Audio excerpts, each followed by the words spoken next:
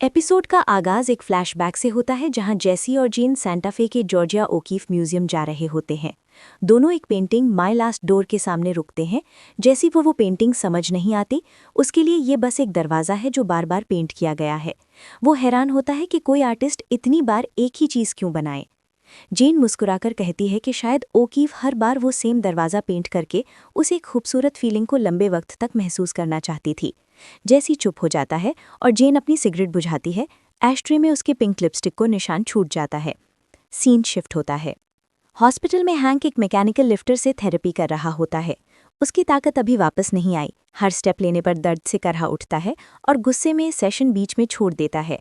बाहर मरीज स्काइलर को पहली मेडिकल बिल देती है और पूछती है कि क्या वो सच में ये सब कवर कर पाएंगे। स्काइलर मुस्कुराती है और कहती है, हम संभाल लेंगे। सीन शिफ्ट होता है। सुपर लैब में वॉल्ट और जेसी मैथ कुक कर रहे होते हैं। जब वेंग का टाइम आता है तो वॉल्ट खुद स्के पर वेट करता है। जेसी को बुरा लगता है, उसे लगता है वॉल्ट उस पर भरोसा नहीं करता। जब जेसी पूछता है, अगर तुम्हें लगता है मैं चोरी कर रहा हूं तो सीधा बोल दो, वॉल्ट उसे हाथ से चुप रहने का इशारा करता है, जैसे कह रहा हो कि कहीं कैमरा या माइक लगा हो। जेसी समझ जाता है और चुप हो जाता है। सीन शिफ्ट होता है। रिहैब मीटिंग में एक नई लड़की एंड्रिया कैंटिलियो पहली बार ग्रुप ज्वाइन करती है। जेसी, बैजर और स्किनी पीट भी वहां मौजूद होते हैं। बैजर और पीट जेसी को बताते हैं कि वो ब्लू मैथ बेच नहीं पा रहे क्योंकि वो उन्हें रिकवरिंग एडिक्ट्स को ड्रग बेचने पर अफसोस होता है। जेसी थोड़ा इरिटेट होता है और प्रूव करने के लिए एंड्रिया से बात करना शुरू करता है। उसे बताता है कि ये मीटिंग उसके लिए कितनी बेकार लगती है और धीरे धीरे उसका ट्रस्ट जीत लेता है। सीन शिफ्ट होता है। डिनर के दौरान वॉल्ट जूनियर एक्साइटेड होकर कहता है कि वो जल्दी ही अपना ड्राइविंग टेस्ट पास करने वाला है और नई कार के बारे में बात करता है।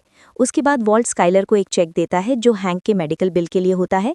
चेक पर लिखा होता है आई स्टेशन जेब्रा एसोसिएट्स। स्काइलर तुरंत शक करती है और कहती है कि पैसे का सोर्स बिल्कुल क्लीन होना चाहिए। जब वॉल्ट उसे अपने गाय पर भरोसा दिलाता है, स्काइलर इंसिस्ट करती है कि वो खुद उस आदमी से मिलना चाहती है। सीन शिफ्ट होता है। अगले दिन वॉल्ट स्काइलर को सॉल गुडमिन के ऑफिस ले जाता है। स्काइलर को सॉल का स्टाइल और फ्लर्टिंग पसंद नहीं आता। सॉल जब लेजर टैग बिजनेस का आइडिया देता है तो स्काइलर सरकास्टिकली कहती है, लेजर टैग, ये कौन बिलीव करेगा। सॉल को ये बात बुरी लगती है। स्काइलर उसकी हर बात को क्वेश्चन करती रहती है जब तक मीटिंग ऑकवर्डली खत्म नहीं हो जाती। सीन शिफ्ट होता है। जैसी एंड्रिया के घर जाता है, दोनों के बीच केमिस्ट्री बनती है और वो क्लोज हो जाते हैं। लेकिन जैसी एंड्रिया को ब्लू मैथ देने लगता है, उसका छोटा बेटा ब्रॉक और दादी रूम में आ जाते हैं। एंड्रिया जल्दी से जेसी को अपना स्पॉन्सर बता देती है। दादी उस पर नाराज होती है कि वो एक अजीब आदमी के साथ टाइम बिता रही है। जेसी चुप रहता है, थोड़ा गिल्टी फील करता है। सीन शिफ्ट होता है। कार में वापस आते हुए स्काइलर वॉल्ट पर गुस्सा करती है कि सॉल पर भरोसा नहीं किया जा सकता। वॉल्ट कहता है कि सॉल अपना काम जानता है। तब वॉल्ट कन्फेस करता है कि वो अभी भी मैथ बना रहा है, कॉन्ट्रैक्ट के कारण वो पीछे नहीं हट सकता। स्काइलर कार वॉश के पास गाड़ी रोककर कहती है, ये बिजनेस हम खरीदते हैं, ये बिलीवेबल स्टोरी होगी। वॉल्ट सोच में पड़ जाता है। सीन शिफ्ट होता है। रिहैब मीटिंग के बाद जैसी बैजर और पीट से कहता है कि अगर वो बेच नहीं रहे तो मीटिंग में क्यों आते हो। वो कहते हैं कि वो सच में रिकवरी कर रहे हैं। जैसी इरिटेट होकर एंड्रिया के साथ निकल जाता है। दोनों एक टैको रेस्टोरेंट जाते हैं जहां जैसी ब्रॉक को मैजिक ट्रिक्स दिखाता है।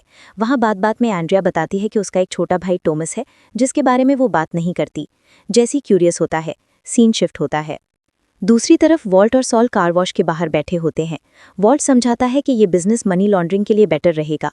सॉल कहता है कोई भी स्टोरी चलेगी, बस एक्टर सही होना चाहिए। फिर वो डैनी का जिक्र करता है, लेजर टैग के ओनर का, जो लुक दी अदर वे कर सकता है। सॉल कहता है कि कार वॉश में ऐसा कोई नहीं है, इसलिए रिस्क ज्यादा है। सीन शिफ्ट होता है। रात को जेसी और एंड्रिया एक दूसरे के साथ इंटीमेट मोमेंट शेयर करते हैं। बाद में जब एंड्रिया ब्लू मैथ मांगती है तो जेसी गुस्से में कहता है, तुम माँ हो, ये सब छोड़ दो। एंड्रिया नाराज हो जाती है और कहती है, तुम खुद ड्रग डीलर हो और मुझे जज कर रहे हो। उस कॉन्वर्सेशन के दौरान एंड्रिया अपने भाई टॉमस के बारे में बताती है। वो बस 10 साल का था जब गैंग के लिए काम करता था और उसने एक राइवल डीलर को मार दिया था। जेसी का चेहरा जम जाता है। उसे याद आता है कॉम्बो की मौत भी एक छोटे लड़के ने की थी। सीन शिफ्ट होता है। हॉस्पिटल में मरी खुशी से बताती है कि हैंक घर आने वाला है और सब इक्विपमेंट रेडी है। लेकिन हैंक गुस्सा करता है, कहता है जब तक मैं चल नहीं सकता मैं यहाँ से नहीं जाऊंगा। मरी शॉक में रहती है। सीन शिफ्ट होता है। रात को वॉल्ट और स्काइलर कार वॉश के प्लान पर बात करते हैं। वॉल्ट कहता है कि उनके पास कोई ट्रस्टवर्दी बंदा नहीं है जो ये काम संभाले। स्काइलर शांत आवाज में कहती है, मैं संभाल लूंगी। वॉल्ट हैरान होकर कहता है, तुम इन्वॉल्व नहीं हो सकती। स्काइलर कहती है, मैं तुम्हारी बीवी हूँ, ऑलरेडी इन्वॉल्व हूँ। वॉल्ट याद दिलाता है कि वो तो डिवोर्स्ड है। स्काइलर बोलती है कि उसने डिवोर्स पेपर सबमिट नहीं किए और फिर कामली कहती है शादीशुदा लोग एक दूसरे के खिलाफ टेस्टिफाई नहीं कर सकते। वॉल्ट चुप हो जाता है। सीन शिफ्ट होता है। अगले दिन सुपर लैब में वॉल्ट मैथ कुक कर रहा होता है जब गस उसे अपने घर डिनर पर बुलाता है।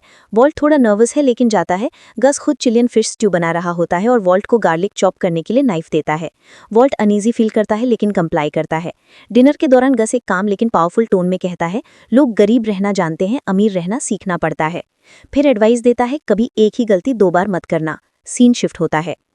एपिसोड के एंड में जैसी अपनी कार टॉमस के कॉर्नर के पास रोक देता है। वो देखता है कि एक छोटा लड़का अपने साइकिल पर घूम रहा है। वही टॉमस है। वो उससे मैथ खरीदता है, फिर देखता है कि वो सेम डीलर्स उसके आसपास खड़े हैं जिन्होंने कॉम्बो को मरवाया था। वो उन्हें घूरता है, अंदर से गुस्सा उभर रहा होता है और बिना कुछ कहे वहां से चला जाता है। स्क्रीन धीरे धीरे ब्लैक हो जाती है।